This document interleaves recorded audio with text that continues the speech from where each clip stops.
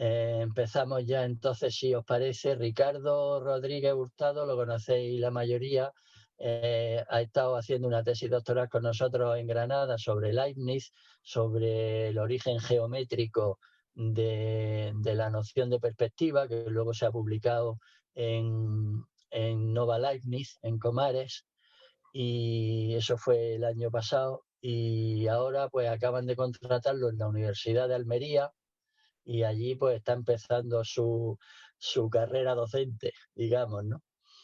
Entonces, pues nada, sin perder más tiempo, Ricardo, cuando quieras, pues empiezas ya para que podamos tener tiempo. Yo me tendré que ir a las 6:30 porque a las 7 tengo otra reunión. Pero José Antonio y Ana, que está también, Ana Ramírez, que está también por ahí, aunque no la vemos, pues ellos conducen esto perfectamente. Ricardo, cuando quieras.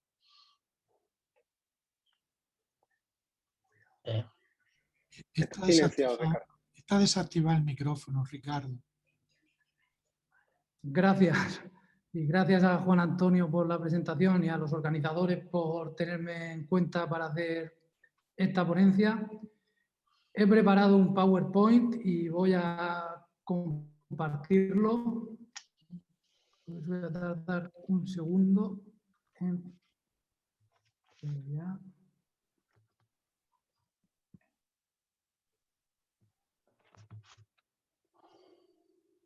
Compartir pantalla.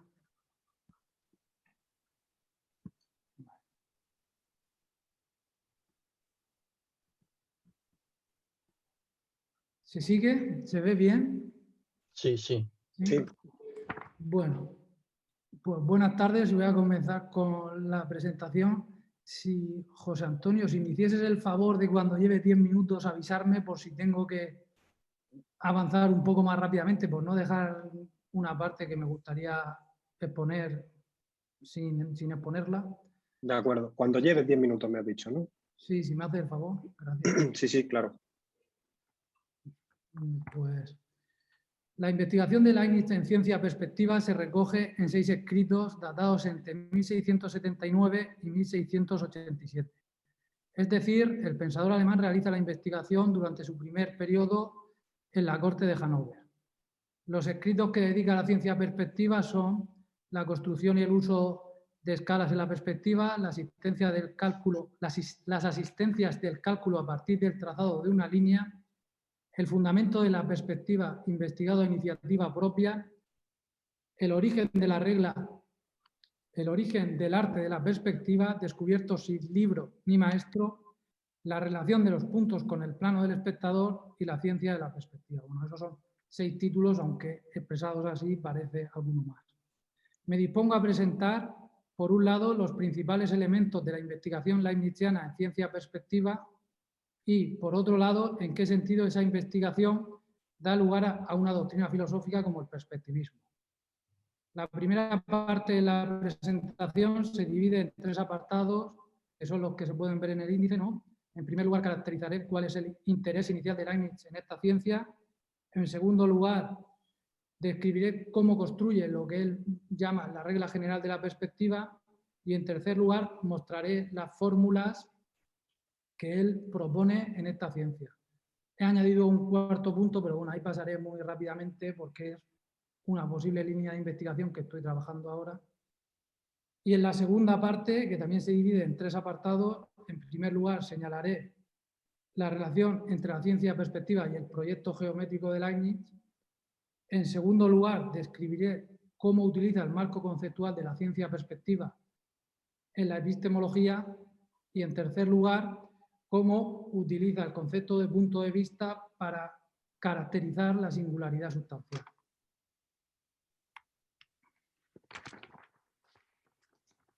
Este es el índice relativo a la primera parte. Y bueno, comienzo. El interés inicial de Leibniz por la ciencia perspectiva es un interés por el método de escalas, en un primer momento. En la construcción y el uso de escalas en perspectiva, el pensador alemán propone su propia versión del método. El esquema básico de la versión leibniziana del método puede verse en la figura 1, que es la que está en la diapositiva. En esa figura, las secciones que las líneas ortogonales ON, O1, O2 hasta O10 realizan, que esas líneas realizan sobre la línea vertical NP, marcan las distancias entre las líneas transversales en la representación. Esas líneas transversales son 1, 1, 2, 2, 3, 3, 4, 4. Y esas intersecciones pues van marcando cómo se distancian esas transversales, ¿no? En función de esas distancias, a medida que se asciende la escala o que se aleja la distancia, son cada vez menores y en función, o sea, a medida que se aleja, ¿no?, que asciende, la unidad de medida es menor y en función de ese decrecimiento, pues decrecen los tamaños en la representación. A partir de esta manera de proceder básica, Leibniz construye en la figura 2 la figura de un cubo en perspectiva. En el lado delimitado, en el lado que queda a la derecha de la línea NP, es decir, el lado que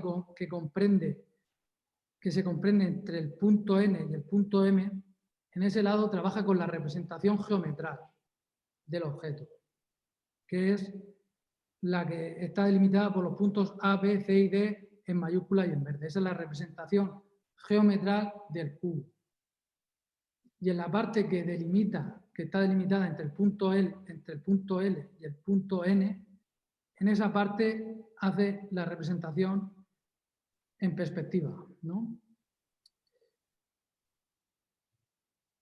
Sigue prácticamente el mismo sistema de intersecciones y a través de esas intersecciones pues marcar cuál es la unidad de medida y a partir de ahí pues representa el cubo. Se puede entrar más en detalle, pero lo relevante es que una vez que ha acabado este ejercicio, Leibniz da un giro al texto y expone una regla general. Ya no está tanto interesado en los elementos técnicos, en cómo construir una determinada figura, sino en ver cómo el alejamiento, la elevación y la declinación, divididos por un número constante, dan las perspectivas, ¿no? Busca cuál es la ley que rige este modo de representar los objetos. La traducción que cito aquí proviene del libro que surgió de la tesis. Sin embargo, esta traducción la hizo Manuel Molina, que es catedrático de Filología Latina en la Universidad de Granada, y la transcripción original de este escrito y yo creo que de prácticamente todos los que vamos a ver, su primera versión viene de Javier Echeverría, ¿no? Entonces paso al segundo punto. Ya hemos visto que el interés inicial era un interés por el método de escalas, pero Leibniz al final de ese escrito ya busca una regla. En las asistencias del cálculo a partir del trazado de una línea, Leibniz estudia cómo modifican la representación pictórica, el alejamiento, la elevación y la declinación. El texto continúa trabajando en la representación de las rectas ortogonales. Continúa considerándolas un elemento estructural básico de la representación. Sin embargo, esta vez se centra en la estructura geométrica y prescinde de cualquier consideración técnica.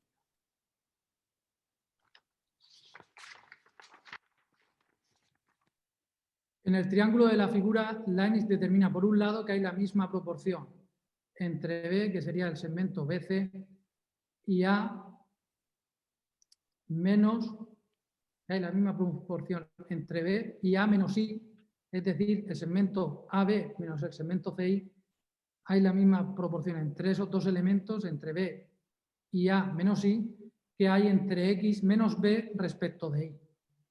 X menos B sería el segmento BX menos el segmento BC y determina el segmento CI. Esto es un poco lioso, sobre todo si no se tiene tiempo suficiente para trabajarlo, es difícil de ver.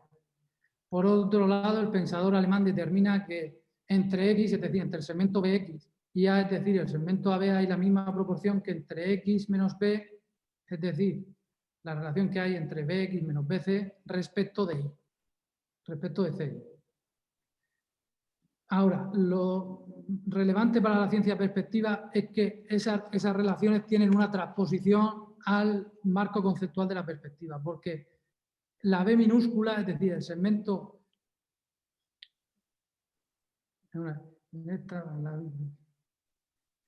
La B minúscula, el segmento BC, designa la relación entre el espectador y el plano de representación, ¿no? El segmento BC designa la distancia que hay entre el espectador y el plano de representación. La A minúscula, es decir, el segmento AB, designa la altura del espectador. El segmento AB designaría la altura del espectador que estaría enfrentado al plano BC, que sería el lienzo. La imagen del punto X en el plano de representación sería la I, ¿no? Sería la I minúscula, que es el segmento CI. Y la X, es decir, el segmento BX sería la distancia entre el espectador y el objeto que va a ser representado, el punto que va a ser representado, que va a estar representado por el segmento C. Esta transposición es la que le va a permitir a continuación desarrollar la regla general de la perspectiva, porque como mantienen este fragmento que he copiado aquí, dice, al conocerse la altura del espectador y la distancia entre el espectador y el plano de representación, ¿no? Eso es la primera frase que está en negrita, siendo variable, pero también conocida, la distancia entre el espectador y el referente, es decir, la X, ¿no? Puede conocerse la imagen de este último, es decir, la Y. La imagen de este último. El razonamiento de este texto recuerda mucho a los razonamientos clásicos en perspectiva, ¿no? En ese sentido, he traído aquí, he citado de la obra de Kirsty Andersen, ¿no? Sí. De Cofanar. Ah, sí, sí, he logrado entrar. Bueno, de tal manera, ¿sabes qué pasa? He citado el argumento de Piero de la Francesca, ¿no? Como podéis ver, la determinación de las rectas ortogonales no es idéntico, pero tiene un parecido muy similar. Se trabajan con los mismos elementos, aunque Leibniz le está dando una vuelta de tuerca más. Entonces, pasamos ya al siguiente. Bueno, nos mantenemos en el mismo punto, pero pasamos al siguiente texto. En el origen de la regla del arte de la perspectiva, Leibniz realiza variaciones teóricas buscando ajustar su argumentación lo más posible a la estructura conceptual de la ciencia perspectiva. En la figura 3, el triángulo ABX se transforma en el triángulo ENS. El triángulo ABX se transforma en el triángulo ENS, que como podéis ver ya no está en vertical, sino que está en horizontal y se supone que está por debajo de la línea de tierra. La línea de tierra la marcaría la HR. Ya van los 10 minutos, Ricardo, perdona que te interrumpa. Bueno. Tras un argumento geométrico bastante similar, basado en similitud de triángulos y en proporciones entre elementos que son similares, ¿no? Que es un poco la geometría con la que Leibniz está trabajando en estos textos, aunque está utilizando, ¿no?, elementos sintéticos de construcción de imagen y demás, Leibniz llega a esta formulación que es la que se expresa con claridad, que es la altitud y la latitud del punto imagen en el plano de representación, que sería el plano ADB, ¿no? O sea, la altitud que la marca aquí el plano, el segmento QL, pero bueno, eso lo vamos a dejar. Esos dos elementos, la altitud y la latitud, se hallan en relación, se hallarán de acuerdo a la siguiente composición. En razón directa de los datos de altitud y latitud objetivos, o sea, en función de dónde esté objetivamente el punto, y en razón recíproca de los mismos datos respecto de la longitud. Entonces así llegamos al texto definitivo de Leibniz en esta investigación geométrica que es la ciencia perspectiva. Leibniz simplifica esta argumentación en un primer punto, ¿no?, en el que vuelve sobre la altitud y la declinación, ¿no? La altitud en la figura 1, la altitud del punto H minúscula la designaría el segmento PE y la declinación la designaría el segmento DP. Y en función de razonamientos proporcionales entre triángulos semejantes, él determina dónde se ubica el punto H en el plano. Y luego realiza otro ejercicio de perspectiva bastante clásico en el que utiliza puntos de distancia y líneas principales. Que eso, si alguien está interesado en estas cuestiones un poco más técnicas, podemos volver. Después de trabajar estos elementos, Leibniz llega a estas dos fórmulas, ¿no? que es la elevación está igual a la A entre la relación que hay entre B y L por la E. Aquí he copiado la nomenclatura de cada uno de esos términos, ¿no? ¿A qué designan, no? La E designa la elevación del punto imagen, la D, que es la otra fórmula, designa la declinación del punto imagen, la A es la distancia entre el espectador y el plano de representación, ¿no? La distancia entre la S y el plano B, ¿no? Eso sería la A. La B sería la distancia entre el espectador y el plano objetivo primario, que en este caso sería la distancia entre la S y la O, teniendo en cuenta que la O es una sección sobre el objeto que se está realizando. Pero es un plano objetivo que se tiene de referente en el ejercicio. La L es la distancia entre el plano objetivo, aquí no lo veo yo bien, la L es la distancia entre el punto objetivo y el plano objetivo primario. El punto objetivo, en este caso, por ejemplo, es que sinceramente estoy mejor así. En este caso, por ejemplo, cabe imaginarse que el punto objetivo esté entre el plano B y el plano O, ¿no? Entre la tábula y el plano objetivo primario. En ese caso, lo que marcaría la L es la distancia entre ese punto, que no estaría sobre el plano que secciona el objeto, y el plano primario, ¿no? Ese sería el valor de esa variable. La E sería la distancia entre el punto objetivo y el plano horizontal. El plano horizontal es el plano este que he marcado aquí en color verde. Esta representación proviene del texto de Migón que estudia Leibniz. Entonces sería la distancia entre donde se ubique el plano objetivo, la distancia que hay respecto de ese plano. Y el D sería la distancia entre el punto objetivo y la distancia que hay entre el plano vertical, que sería el plano que he marcado aquí en rojo. Entonces ya podéis ver que Leibniz está trabajando con muchos planos, con muchas distancias, con muchos segmentos, y le permite llegar a establecer estas fórmulas. Que la verdad es que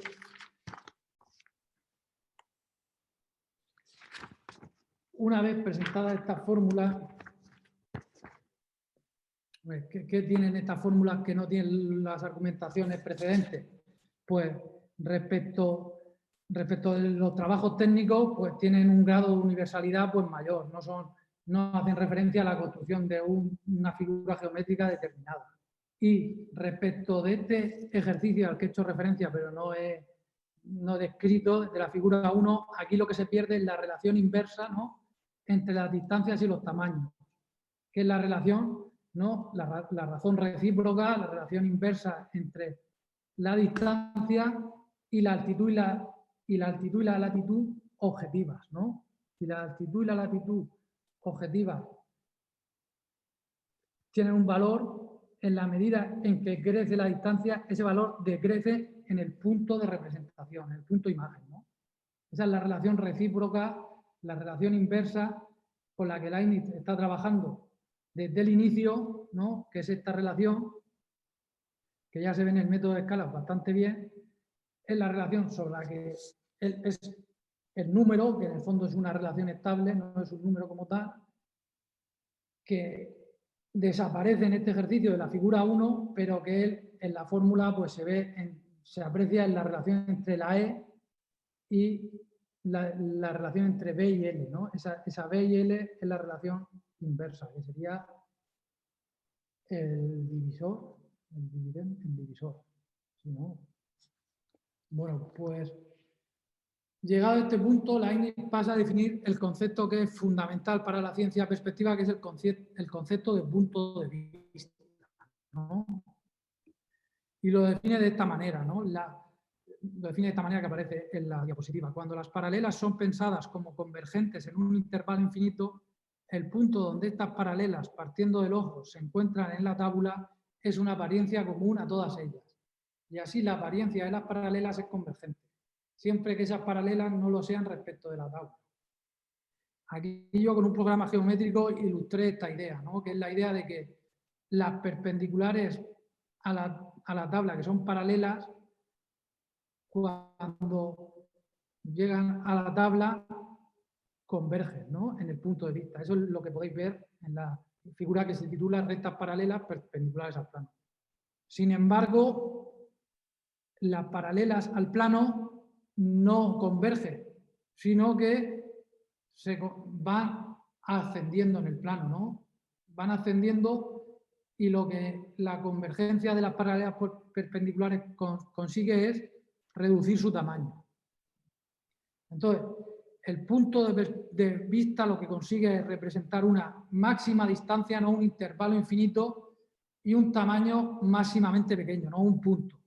Y a partir de esa contraposición entre una distancia máximamente infinita y un tamaño máximamente pequeño, comienza a racionalizarse, a hacerse una analítica de la representación pictórica en el que se ponen en relación distancias y tamaños, ¿no?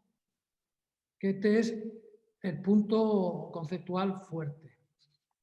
Leibniz acaba este texto final generalizando esta idea, ¿no?, diciendo que, bueno, el punto de vista se puede entender como un centro de convergencia y que alternativamente podemos entender todo punto como un centro de convergencia. Esto supone una universalización del punto de vista y, por otra parte, él asume que puede disolver la propia idea de una ciencia perspectiva y mantiene esa tensión. Sin embargo, desde el punto de la ciencia perspectiva, a mí o en esta investigación interesa verlo como una universalización del punto de vista, ¿no?, como que cualquier punto en un sistema geométrico puede entenderse como un punto de convergencia. Bueno, los textos que hemos visto no se publican y al no publicarse pues no intervienen en el debate de la época. Sin embargo, yo lo que estoy investigando es hasta qué punto la relación que Leibniz mantiene con Wolff permite rastrear las ideas que Leibniz presenta en estos escritos en el trabajo de Wolff sobre la perspectiva que se encuentra en los Elementa Mathesius Universae en el tomo 3, y que por la estructura que presenta, pues la verdad es que recuerda bastante a la manera en que Leibniz trabaja en la perspectiva. Pero esto es en lo que actualmente estoy trabajando.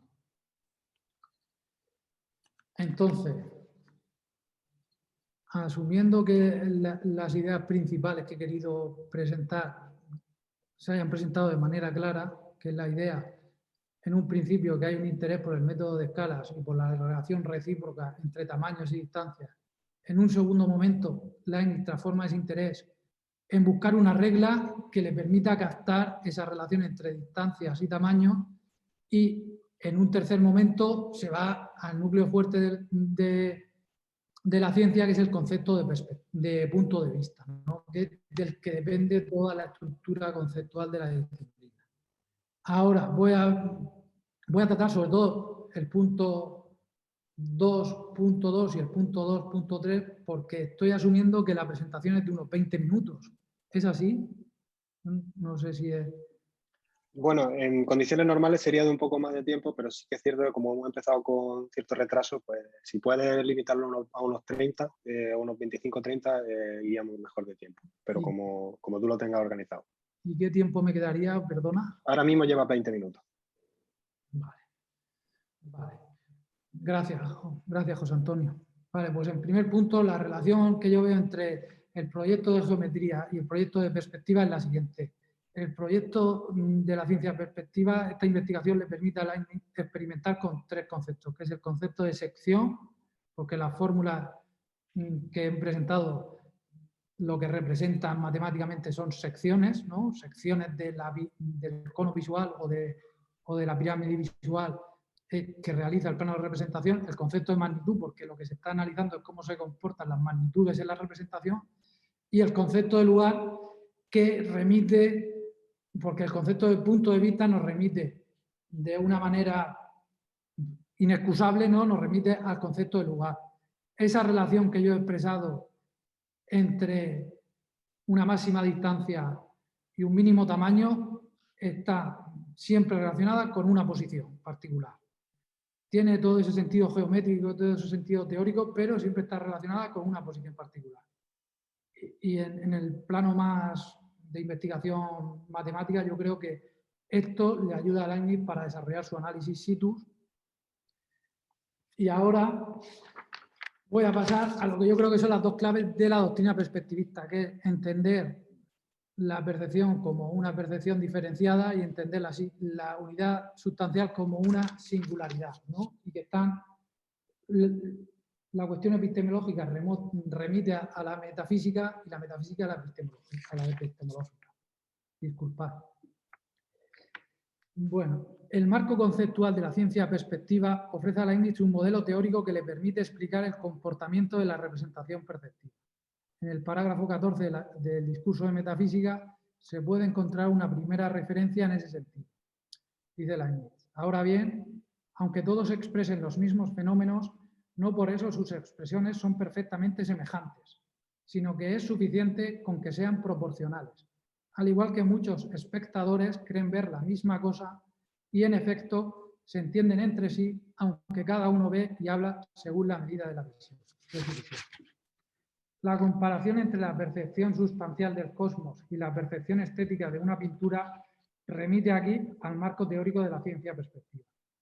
Las distancias que separan cada sustancia de los diferentes fenómenos cosmológicos, como las distancias que separan a un espectador de los objetos representados pictóricamente, modifican en ambos casos, en el caso de la sustancia en el cosmos y el espectador en relación con lo representado, modifican la imagen perceptiva resultante.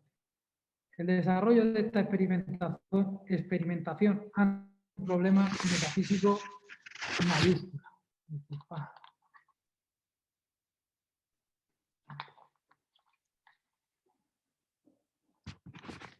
¿Con qué problema metafísico se encuentra? Pues, puesto en pregunta sería, ¿cómo puede afectar la posición corporal la acción cognitiva, que es una acción espiritual? Entonces, ¿cómo se relacionaría la mente con el cuerpo, ¿no? En estos mismos años, en la correspondencia con Arnaud, Leibniz mantiene que el alma expresa más distintamente lo que pertenece a su cuerpo. Es a partir de esta tesis, y esto es lo que yo entiendo que sucede y lo que entiendo que pasa, es a partir de esta tesis que la experimentación epistemológica con la terminología que proviene de la perspectiva comienza a constituirse como un discurso conceptual propiamente filosófico. Al final de la obra leibniziana, ¿no?, en el parágrafo, puede comprobarse, al final de la obra leibniziana, puede comprobarse que la relación analizada por la perspectiva, por la ciencia perspectiva, a saber, la correspondencia entre la relación entre los tamaños de los objetos en la representación, la relación entre tamaños en la representación, sea esta perspectiva o pictórica, y las distancias respectivas que median entre los objetos representados, sean estos los objetos del cosmos o los objetos que se quieren representar, ha adquirido su lugar propio dentro de la epistemología leibniziana. Y de esa manera, en el parágrafo 60 de la monadología, Leibniz mantiene que se percibe distintamente las cosas cercanas o las cosas grandes, ¿no?, mientras que las cosas alejadas o las cosas pequeñas se perciben confusamente. Y en el parágrafo siguiente, en el 61, cuando habla de las afecciones corporales, mantiene que en lo lleno todo movimiento produce algún efecto, es decir, todo movimiento produce algún efecto, podríamos decir aquí alguna representación, en los cuerpos distantes según la distancia. O sea, actúa según la distancia, ¿no? Esta idea de actuar según la distancia y de aparecer según la distancia. En la medida en que se tiene en cuenta la percepción, la relación entre las distancias y los tamaños, o la claridad y la oscuridad, que es otro elemento, o entre los tamaños, o la claridad o la oscuridad y las distancias, determina una representación particular. Ayuda a particular, permite entender por qué esa representación es particular, ¿no? Y ahora voy a pasar al elemento más metafísico. El elemento metafísico, porque lo entiendo en relación con la teoría de la sustancia. En el nuevo sistema de la naturaleza y de la comunicación entre sustancias, Leibniz introduce el concepto de punto de vista en la definición de la sustancia. En un primer momento, en el que discute la definición abstracta que los modernos hacen de la sustancia, considera el punto de vista como el modo exacto en el que el átomo de sustancia expresa el universo. Sin embargo, Leibniz percibe la insuficiencia de esa manera de abordar la cuestión y, dispuesto a desafiar esa manera de abordar la cuestión, se lanza una segunda singladura, ¿no? Entra en un mar, dice, bien, había creído llegar a un puerto seguro, pero me pongo a reflexionar sobre esta idea y sobre esta manera de tratar la unidad sustancial y veo que me estoy moviendo en un océano ¿no? bravo, por ponerlo de una manera. Y a mí me recuerda un poco a esa idea del Platón, ¿no? Del Fedón, en el que Sócrates, después de experimentar con la idea de que el alma sea, es decir, yo de joven experimentaba con la idea de que el alma fuese material, sin embargo, empecé una segunda investigación, una segunda navegación filosófica que me llevó a pensar que era inmaterial, ¿no? Pues ese movimiento, ¿no? Un movimiento similar vemos aquí. Dice, en esta segunda aproximación, Leibniz trata la unidad sustancial como se da en la naturaleza, es decir, en comunicación con el resto de sustancias. El punto de vista le permite entonces conceptualizar cómo la unidad sustancial, que siempre se da en relación con otras unidades, se singulariza en el cosmos. La percepción particular de la sustancia conlleva el encuentro en un momento preciso, pero sí continuamente en un momento preciso, de manera sincrónica, de los despliegues de la naturaleza representativa del alma y del cosmos material, a través del cuerpo. En los nuevos ensayos, Leibniz refuerza esta segunda aproximación teórica al concepto de punto de vista. Cada sustancia es completamente singular debido a la relación original que, valga la redundancia, mantiene o define esa relación con sus puntos de vista, ¿no? La relación con sus puntos de vista es una relación original, dice Leibniz, que lo liga a su pasado, a su presente y a su futuro.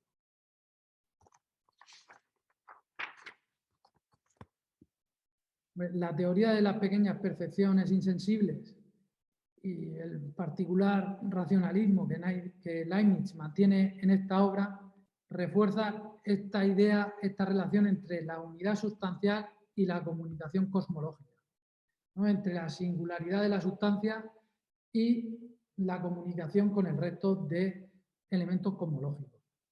Y ayuda a explicar que la singularidad efectiva de la sustancia integrada en un universo que varía sin cesar, produce de hecho la multiplicidad cosmológica. Y es de acuerdo con esto que yo creo que la metáfora que Leibniz presenta en el parágrafo 57 de la monadología cobra pues pleno sentido, ¿no? Y es de acuerdo con esta idea en que la singularidad sustancial en su despliegue va produciendo la diferencia y la pluralidad cosmológica, es como hay que entender esta idea del parágrafo 57, ¿no? Que dice, y así como una misma ciudad contemplada desde diferentes lados parece enteramente otra y se halla como multiplicada según la perspectiva, ocurre también que debido a la multitud infinita de las sustancias simples, hay como otros tantos universos diferentes que, sin embargo, no son más que perspectivas de uno solo según los diferentes puntos de vista de cada uno. Y bueno, con esto aquí he dejado algunas referencias bibliográficas y espero no haberme extendido mucho, haberme expresado con una cierta claridad y muchas gracias por vuestra atención. Muchísimas gracias, Ricardo. Te has ajustado bien al tiempo y muchísimas gracias también por ello. Empezamos ahora el turno de discusión y preguntas. Como sabéis, pues podéis levantar la mano virtual o escribir que pedí el turno de palabra por el chat. Tenemos aproximadamente unos 30 minutos. De momento ya ha pedido la palabra Leonardo, cuando quiera. Muchas gracias, Ricardo. Muy interesante. Es un tema que me parece fascinante. Te quería hacer un par de preguntas. Una es de simple ignorancia de mi parte y es, si la geometría proyectiva es lo mismo que la ciencia de la perspectiva, o si son cosas distintas, y si son distintas, ¿cómo están vinculadas? Y la otra pregunta es, no entendí si tu posición es que se derivan ciertas posturas filosóficas de esta percepción matemática o de esta ciencia matemática, o si más bien se extrapola un lenguaje, o si más bien es una idea subyacente que se expresa en lo filosófico y en lo matemático. Esas serían mis preguntas nada más. Muchas gracias. Pues muchas gracias, Leonardo. En primer lugar, la geometría perspectiva y la ciencia perspectiva, sí, yo entiendo que son lo mismo. He usado el término de ciencia perspectiva porque Leibniz utiliza ese término en latín y simplemente me ha acogido a eso. Perdón, pero quería preguntar por la geometría proyectiva. Ah, la geometría proyectiva, discúlpame, que estaba un poco centrado en dejar de compartir. No, para mí no.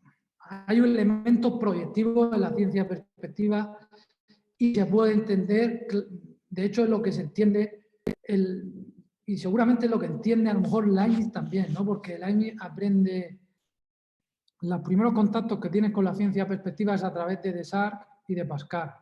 Y Desargues y Pascal entienden que el análisis de las cónicas, tal como ellos lo entienden, que es un análisis proyectivo, ellos entienden que lo que ellos descubren en ese análisis proyectivo de las cónicas, ¿no? Lo que sería el hexagrama místico de Pascal y lo que sería el teorema de Desargues, ellos, Desargues al final de su obra, del Brouillon Project, y Pascal en el, si no recuerdo mal, era el corolario sexto del Generatio Cognoscitionum, ellos entienden, proponen que todo lo que ellos descubren en esos trabajos es aplicable a la perspectiva. Que la perspectiva va a ser un caso concreto de ese análisis proyectivo, ¿no? de ese análisis de invariancia geométrica. Yo particularmente me he rebanado mucho la cabeza por separar una cosa de la otra. Y en mi tesis eso me llevó bastante tiempo, ¿no? ¿Se me oye bien? No sé si se me escucha bien, ¿no? Sí, sí. Entonces, yo seguramente en esto he seguido bastante a Kirsty Andersen, que tiene una historia de la teoría matemática de la ciencia perspectiva, y ella diferencia entre la teoría matemática de la perspectiva y el análisis de las cónicas, porque dice que vienen de dos tradiciones matemáticas diferentes, y yo creo que también. Es cierto que la perspectiva tiene elementos proyectivos. Ahora, es muy difícil ver cómo el hexagrama místico va a permitir a un pintor llevar a cabo su obra de arte, ¿no? Es muy difícil buscar el hexagrama místico en las meninas, o creer, no lo sé, por poner una obra de arte, una pintura que sea un exceso de perspectiva, he dicho las meninas, pero ahora mismo es que no me viene, discúlpame, pero no me viene otra. O ver cómo el hexagrama místico, o ver cómo el teorema de Desargues va a permitir a un pintor, pues eso, trabajar, que un poco es de donde nace el análisis geométrico de la perspectiva, ¿no? Nace del Renacimiento, de los talleres del Renacimiento, del 400, es Alberti quien propone la idea del punto de vista como punto céntrico, como convergencia de las paralelas, y permiten dos discursos matemáticos diferentes, y cada uno con sus posibilidades y con sus limitaciones. Y seguramente la ciencia perspectiva, si no fuese porque la ciencia perspectiva la llevaron a cabo sobre todo artistas y artesanos con menos, pues no lo iba a decir, ínfulas, ¿no? Con menos, pues no sé exactamente lo que es, no sé si es que los matemáticos tienen más ego, pero la misma reclamación seguramente podría tener pues algún artista, algún artesano respecto de los desarrollos de geometría proyectiva. Es decir, no, en mis trabajos ya está eso. Pero yo creo que más allá de eso, yo creo que se pueden diferenciar, y mi idea es que, de hecho, la selección de textos que pongo ya ha diferenciado los textos que tiene Leibniz sobre cónica de los textos sobre perspectiva. Y ahí ya hay de una primera criba, ¿no? ¿Cuáles tratan la representación la estructura geométrica de la representación y cuáles tratan las propiedades proyectivas de un determinado grupo de puntos o de un determinado tipo de propiedades geométricas. En relación con la segunda pregunta, yo no creo que sea solo experimentación semántica, yo creo que hay una doctrina filosófica en el perspectivismo y yo creo que el punto fuerte le viene de asimilar este marco conceptual. Yo creo que en Leibniz nace el perspectivismo que luego reivindica, ¿no?, en Más allá del bien y del mal Nietzsche, o que luego Ortega en el tema de nuestro tiempo mantiene. Hombre, no es el mismo perspectivismo, pero creo que hay ese mismo grado de profundidad filosófica, ese mismo grado de querer distanciarse de tesis metafísicas. Yo creo que en el perspectivismo Leibniz se diferencia, por ejemplo, mantiene la tesis de el infinito número de sustancias y el infinito número de sustancias diferenciadas como estructura profunda de la multiplicidad de la realidad, en contra de posturas espinosistas, en contra de posturas cartesianas, en contra de otras posiciones relativas a la sustancia. Y yo creo que el perspectivismo entra a ese nivel de profundidad. Es verdad que no hay un texto que lo recoja de esa manera,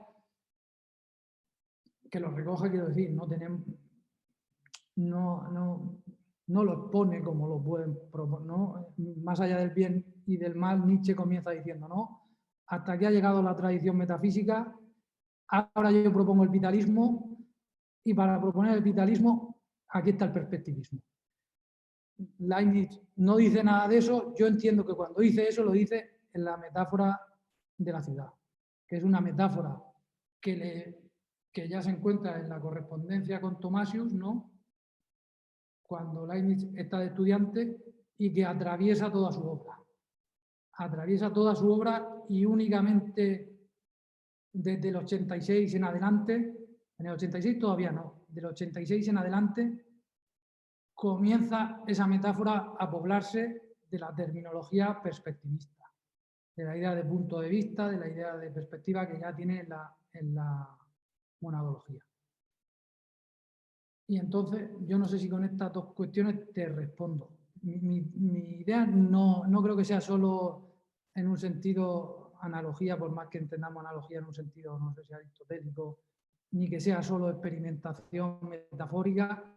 Creo que hay experimentación metafórica y analógica, hay experimentación así en un sentido semántico, si se quiere, pero está configurando una postura filosófica, como ya he dicho, mayúscula en relación con otras posiciones respecto de lo que es la sustancia. Y muchas gracias por las preguntas, Leonardo. Gracias. Bueno, de momento no hay ninguna palabra más pedida, así que si alguien quiere libremente abrir su micrófono, bueno, Tomás acaba de... No sé si es como aplauso o es que tiene el que pide la palabra.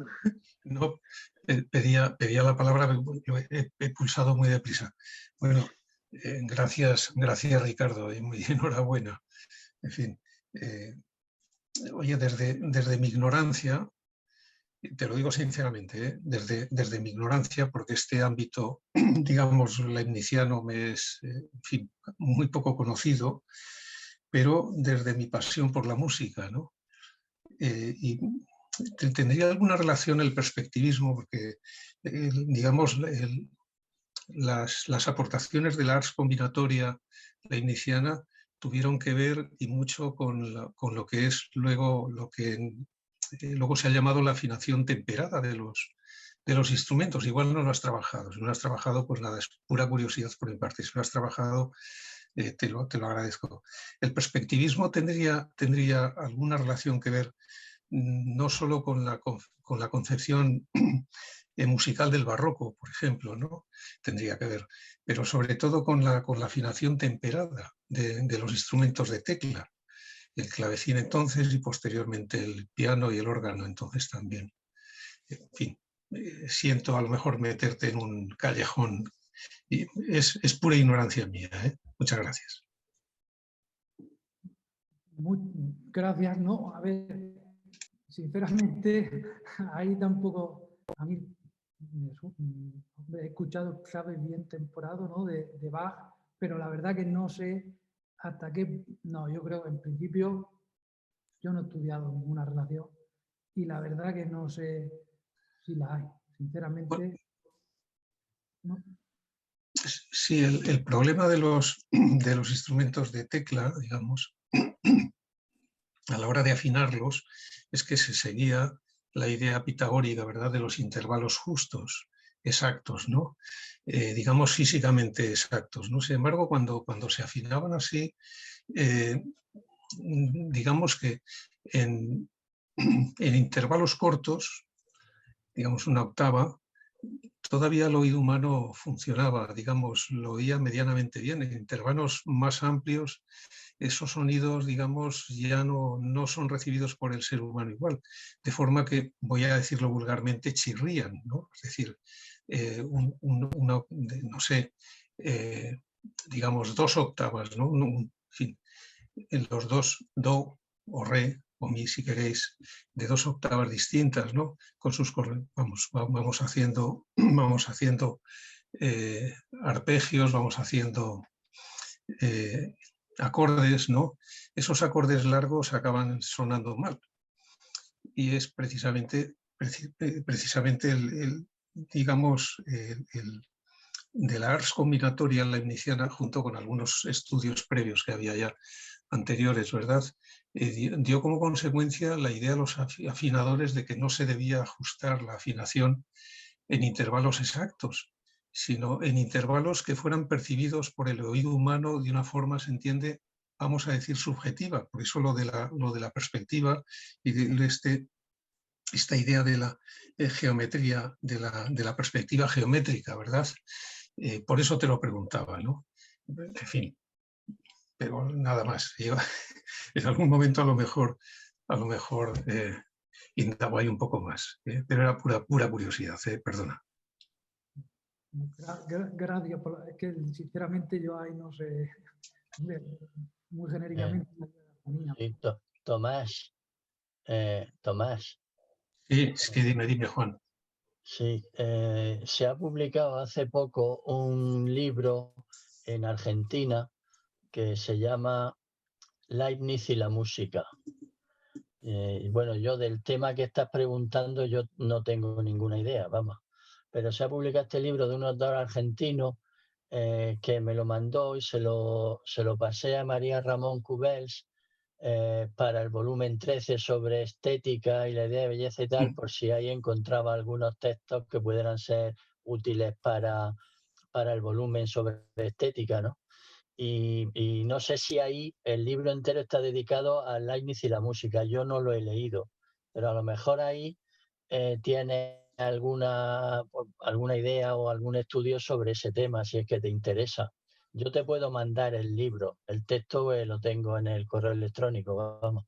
Sí, pues te lo agradezco. Te agradezco porque es una curiosidad que tengo desde hace mucho tiempo. Yo te lo mando por si... Mucho tiempo es años, ¿eh? Sí. Pues yo te lo mandaré. Vale. Gracias, Juan.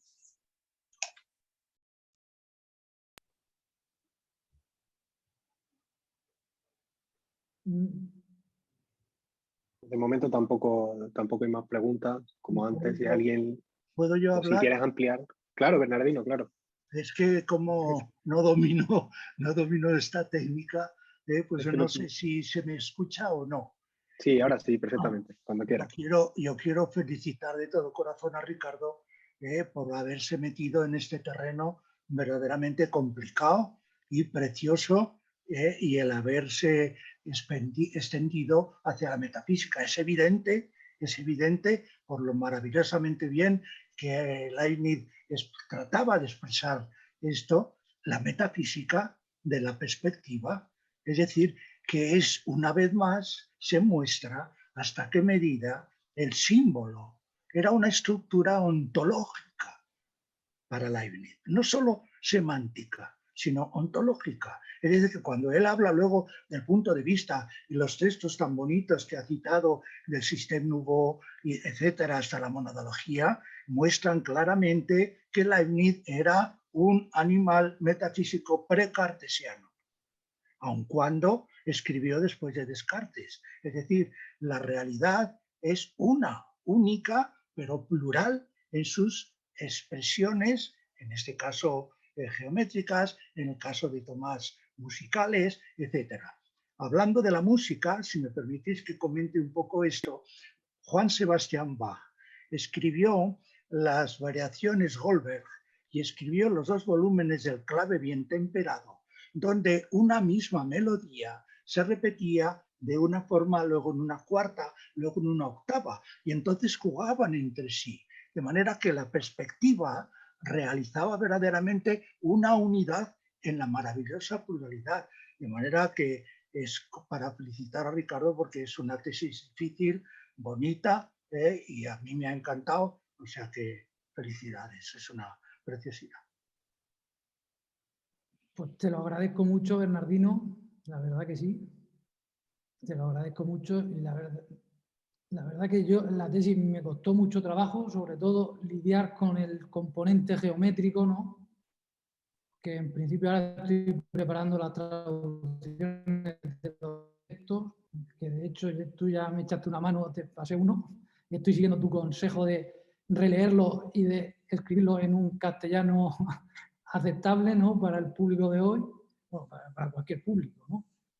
Y la verdad que, pero después de trabajar de ese elemento de ese duro, la verdad que le he encontrado un gusto al tema y la verdad que desde una dimensión nueva que la verdad que me gusta.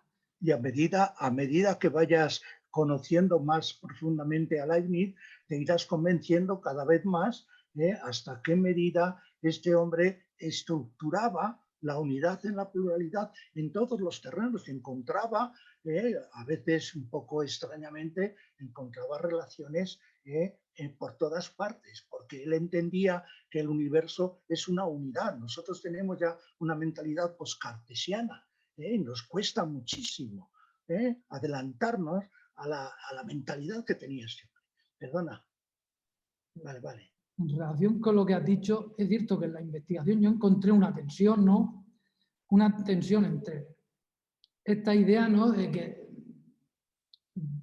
Dios está en cada una de las partes, ¿no? Leibniz llega a esta idea de particularidad como Dios, cada una de las partes como una ventana de Dios en el mundo. Y antes de 1686 incluso está esa idea ya, que tiene un poco de la idea del perspectivismo. Y cómo este planteamiento lo encara desde un planteamiento, si quieres, más desde una estructura teológica, ¿no? Como la grandeza, como la variedad del mundo, como expresión de la grandeza divina. Pero también y al mismo tiempo desarrolla un discurso, no sé si paralelo o con fricciones, ¿no? Pero que va al mismo sitio, ¿no? Es la idea de que el discurso epistemológico, ¿no? Más propio de la época, más propio de eso, del cartesianismo y cómo se da esa tensión, ¿no? En relación con un tema que es, bueno, el tema que era el mío, que era el perspectivismo, y cómo él entiende que, hombre, porque él luego tiene la idea de las ideas claras pero confusas, ¿no? Claras pero confusas. Sí, claras pero confusas, no claras y distintas, sino claras y confusas. Y a partir de esa idea de clara y confusa, ya la epistemología como que le permite conceptualizar esa diferencia perceptiva, ¿no? A medida que uno distingue más cosas, distingue su representación y se distingue el mismo.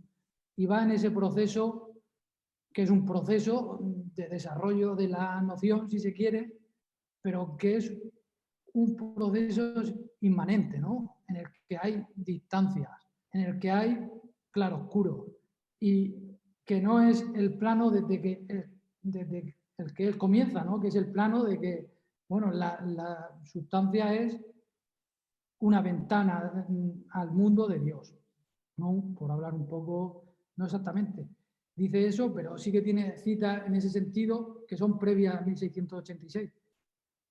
Y él en ningún momento se desdice de ninguno de los dos e intenta desarrollar los dos Y la verdad que es una tensión. Yo creo que el Leibniz será un, no lo sé si, pero que genera, es un elemento productivo, ¿no? Desde mi punto de vista, que no sé si es el adecuado, yo creo que el perspectivismo se queda más en ese plano de la inmanencia, ¿no? En ese plano se entiende más desde ahí. Pero sí, ese carácter de la obra de Leibniz está en cada tema, ¿no? Aunque uno, porque yo intenté ceñirme mucho a la cuestión, ¿no? Porque me perdí varias veces durante la investigación, ¿no? Que si el concepto de expresión, que si el análisis situs, que ¿no? Hay muchas cuestiones que están muy cerca, que suenan muy parecidas, y después de perderme en varias ocasiones ya decidí que si no veía un término que yo identificaba con el marco de la perspectiva, ese no era mi tema. Pero incluso siguiendo ese camino se cruzan diferentes elementos, ¿no? No te deja, el Leibniz no te deja el camino recto, ¿no? del discurso del método, ¿no? Que dice Descartes, bueno, si uno se pierde en un bosque tiene que andar en línea recta para no dar círculos. El Leibniz no te deja, esa idea de método no se aplica muy bien. Y simplemente eso, muchas gracias por las palabras que me han dedicado.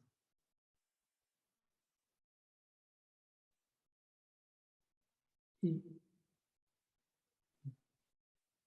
Si alguien más quiere intervenir, como no hay palabras, pues puede abrir directamente su micrófono. Bernardino, si quiere responder algo. No, bueno, yo, si no hay otras palabras, pues, bueno, yo he ido asistiendo en directo y en tiempo real, pues, a todo el proceso de la investigación de Ricardo como tesis doctoral, ¿no? Y bueno, me alegro mucho de oír lo que he oído hoy por parte de Ricardo, porque supone un avance y una claridad de las ideas que él se ha ido trabajando durante años. Y yo recuerdo bien pues sus luchas con los elementos matemáticos y geométricos y demás. Eso fue difícil y fue un esfuerzo enorme, pero yo creo que hoy eso ha dado, o finalmente eso ha dado su resultado, y hoy pues él puede explicar con cierta claridad, como ha hecho hoy, pues cómo es digamos, las raíces geométricas que hay en la noción de perspectiva, y cómo eso deja luego su huella en lo que es la metafísica final de Leibniz, ¿no? Y ahí es donde yo creo que habría que seguir pues indagando y ampliando hasta qué punto efectivamente los planteamientos que ha estado explicando Ricardo en la última fase ya de los textos de Leibniz, pues efectivamente recogen ya en terminología y en conceptualización, digamos, de carácter metafísico y de carácter epistemológico, lo que fueron las raíces geométricas de esa idea de perspectiva, ¿no? Ahí yo creo que, bueno, Ricardo ya ha expuesto hoy algunas ideas que ya estaban en la tesis, pero en ese ámbito es donde yo creo que habría que seguir indagando y justificando documentalmente, pues, qué clase de relación hay entre esos dos planos, que son el de la geometría y el de la metafísica, mediados por la noción de perspectiva, ¿no? Esa relación yo creo que habría que seguir pues indagándola y documentándola bien para precisar con exactitud pues qué clase de relación hay, ¿no? Y en eso es en lo que está una de las, digamos, de los planteamientos pues más interesantes que hizo Ricardo en su tesis y que ha hecho hoy también, ¿no? Pero eso no es nada nuevo para Ricardo, solo pues que me alegro de que vaya evolucionando en esa línea, ¿no? Te lo agradezco, Juan Antonio, y de hecho estoy siguiendo la línea que lo que he introducido es esto, ¿no? La línea que estaba siguiendo, a ver cómo estas ideas, ¿no? Estas fórmulas, estos argumentos que Leibniz pone en su análisis geométrico, ¿no? Si de hecho se trasvasan, ¿no? Al contexto de la perspectiva, al contexto del debate propiamente de la perspectiva. Entonces, a través del libro de Kirsty Andersen, de hecho, vi que Christian Wolff, sí que entra en debate, ¿no? Porque en esta parte de su tratado sobre las matemáticas, él le dedica unas cuantas páginas a la perspectiva. Y yo estoy, en principio, hay dos razones que me llevan de momento a pensar que puede haber algún tipo de relación. Claro, esto lo tengo que mirar porque el punto fuerte de la relación sería si reproduce algún argumento matemático, ¿no? Pero en principio, bueno, la definición con la que empieza la ciencia perspectiva, ¿no? La ciencia perspectiva es el arte de exhibir en la tabla la apariencia del objeto. La definición de Leibniz y la definición con la que empieza Wolff, pues ya son muy parecidas, ¿no? La perspectiva es la ciencia que permite representar cualquier objeto en la tabla. Ya son bastante similares, pero luego la estructura que plantea Wolff también, como tú sabes, y bueno, en mi tesis, ¿no? Yo transcribí, aparte de los materiales que tomé de Javier Echeverría, transcribí más materiales que habían en el Leibniz Archive, ¿no? Transcribí anotaciones que se referían a libros, a tratados, y transcribí diferentes pues, textos que eran notas. Y el planteamiento que tiene Wolff, pues en principio es muy similar a lo que esas notas y a la manera en que Leibniz entiende un poco la investigación en geometría perspectiva. Esta idea de que no, primero se trata los fundamentos de la perspectiva, luego se trata la iconografía y luego la escenografía y luego ya las sombras, ¿no? Si da tiempo. Pero el interés de Leibniz no es encontrar la regla general. El elemento de las sombras, de las luces, de las pinturas, él, incluso cuando estudia los tratados de perspectiva, no le presta mucha atención. Él busca la estructura geométrica, que por otra parte es por eso por lo que una de las principales razones por las que seguramente abandona la investigación en ciencia perspectiva es que, a diferencia del análisis situ, en la ciencia perspectiva, como se puede ver, ¿no? Hay figuras y Leibniz se sirve de figuras y el argumento lo construye sobre figuras y su idea es llevar a cabo una geometría que sin figuras sea capaz de analizar relaciones geométricas, ¿no? Un poco dicho así. Entonces, eso seguramente cuando en 1686, cuando coja esa idea de eliminar las figuras, de eliminar los elementos representativos de ese tipo, está antes del análisis en ciencia perspectiva. Pero tanto en el ensayo de características geométricas como en este se sirve de figuras. Sin embargo, en un futuro él va a intentar no hacerlo. Crear ese discurso formal que sea capaz de captar relaciones geométricas sin necesidad de este tipo de figuras, que esto es una reconstrucción que hice y él tampoco es que le preste mucha atención a la figura. Él hace las figuras en el margen de un folio bastante pequeñas y no se ven como aquí, que esto es una reconstrucción. Pero claro, yo creo que él ya pensaba, lo que yo tengo que conseguir es hacer esto sin representar la figura, ¿no?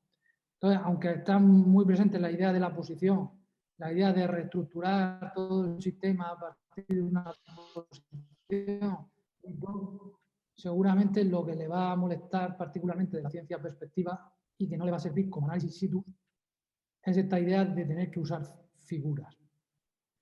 Eso... Pero claro, eso es una cuestión de Leibniz. Eso a Wolff, en principio, yo creo que Wolff en esta obra en la que repasa los elementos de las matemáticas, pues no creo que sea un elemento que le pese. Y yo por eso mi inquietud es ver si, ya que Leibniz no publicó estos textos, seguramente porque su idea iba por ahí, ¿no? La de generar el análisis situ, la de generar un análisis geométrico que no necesite de todo esto. Sin embargo, se sirve de todo esto para investigar esos conceptos que he dicho, ¿no? El de sección, el de magnitud, que según de Risi, ¿no? Y de acuerdo con la correspondencia con Huygens, pues son conceptos que no tiene muy trabajados y que en su geometría no consigue conceptualizar. Entonces, se sirve de ello, realiza una investigación, pero como su objetivo es ese gran proyecto de geometría, pues aunque la ciencia perspectiva ya parece que tiene estructura de texto, aunque tendría que afinarlo, él no lo publica. Sin embargo, yo creo que pues sería curioso, por lo menos para mí sería curioso y relevante ver si por algún azar del destino, ¿no? A través de Bohr, esas ideas penetraron en la discusión con Kastner, ¿no? Aunque luego vendrá Lambert, que supondrá un gran cambio en los estudios, ¿no? De hecho, Lambert trabaja en perspectiva, pero muy cercano al análisis proyectivo, ¿no? Y seguramente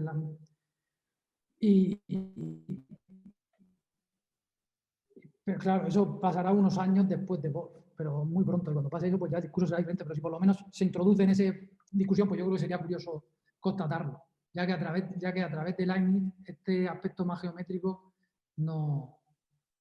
Aunque también es cierto que las argumentaciones, aunque son bastante complejas y enrevesadas, cuando uno las trata con una cierta, cuando les dedica tiempo, ve que son muy similares a las argumentaciones más clásicas de la perspectiva, ¿no? Estas son reproducciones que hace de Kirsty Andersen del tratado de Piero de la Francesca. Y esta argumentación que se ve no el escorzo, no, pero la representación de las líneas ortogonales, de los segmentos ortogonales, ¿no? Esa argumentación prácticamente tal cual es la que se encuentra en el plano horizontal entre la E, la N y la S y la T y la P. No sé si se ve.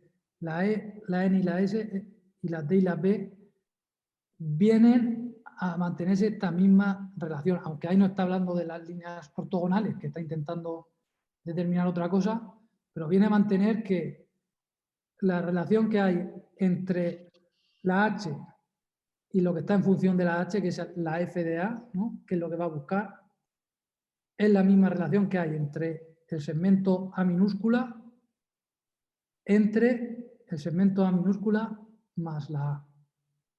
Esa relación que hay entre la A y la D más la A es la misma relación que tiene que haber entre la H y la F de A, ¿no? Entonces, y esa misma relación es la que él expone aquí, pero no es exactamente esa, porque él expone que en vez de ser la relación positiva, le pone la relación negativa. Lo que pasa es que, como sabéis también, Leibniz juega mucho con los signos, ¿no? Y en esta época uno va bastante perdido con qué significa cada signo.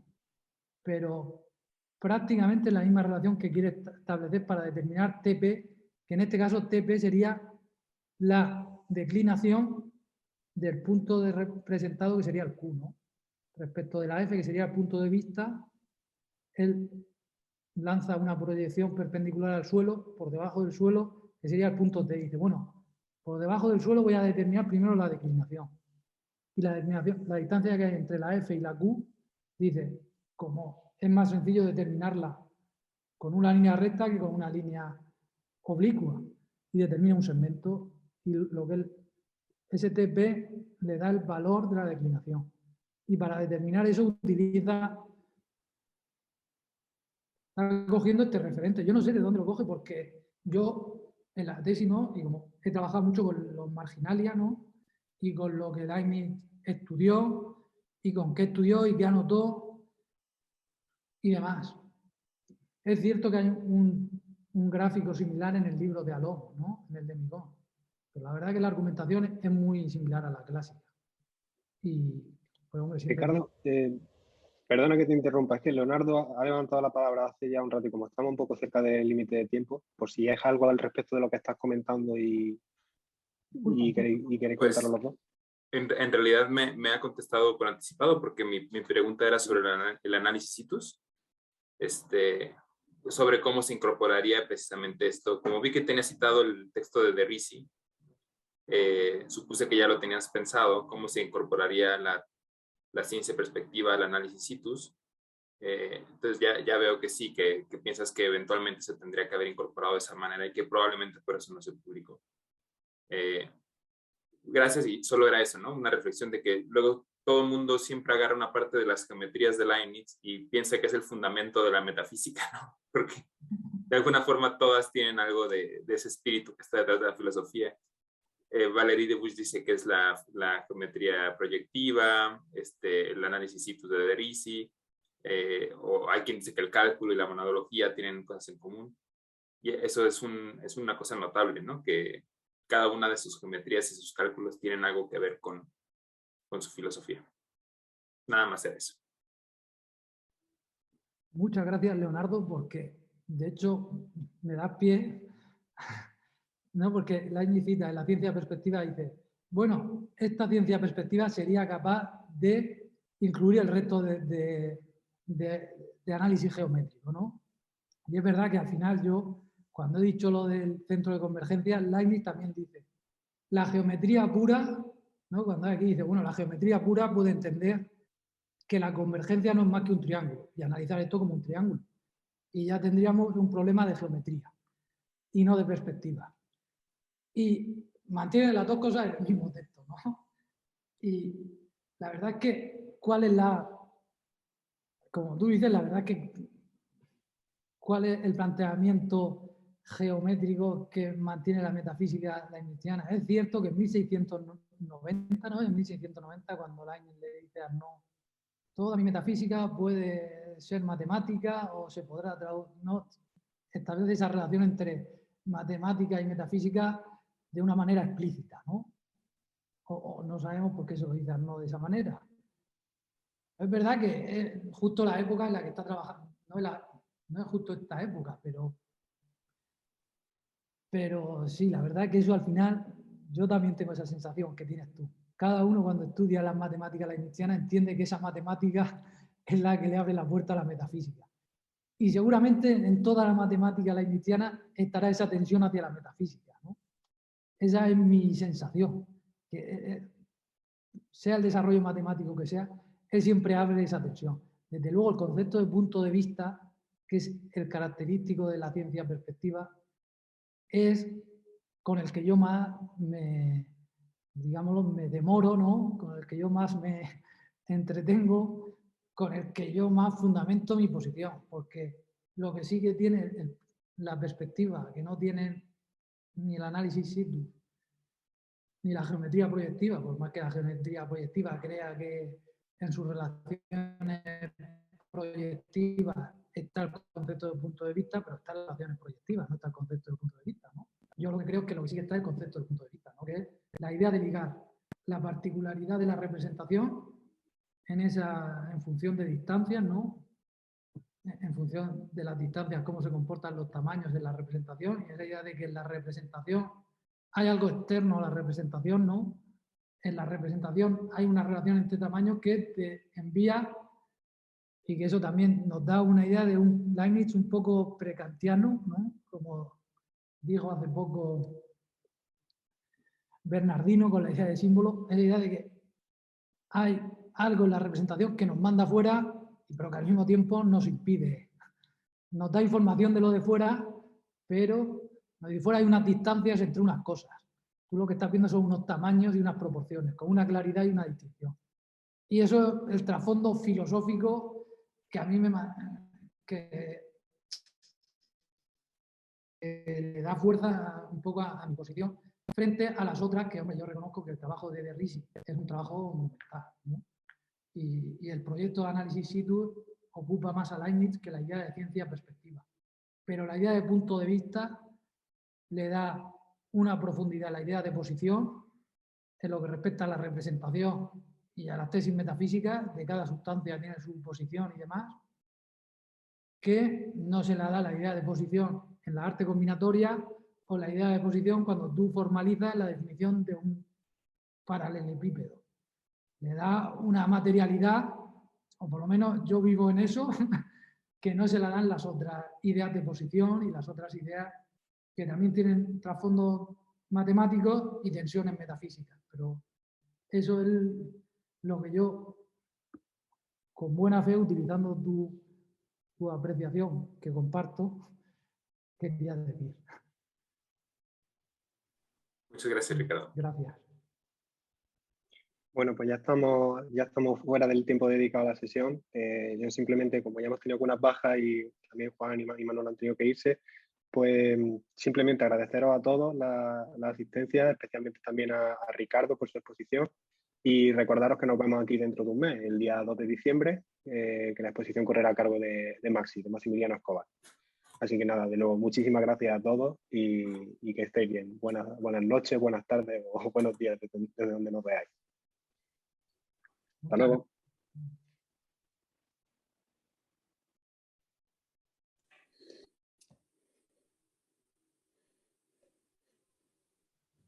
Muchas felicidades, Ricardo. Muchas gracias, Luis Antonio. Gracias, Luis.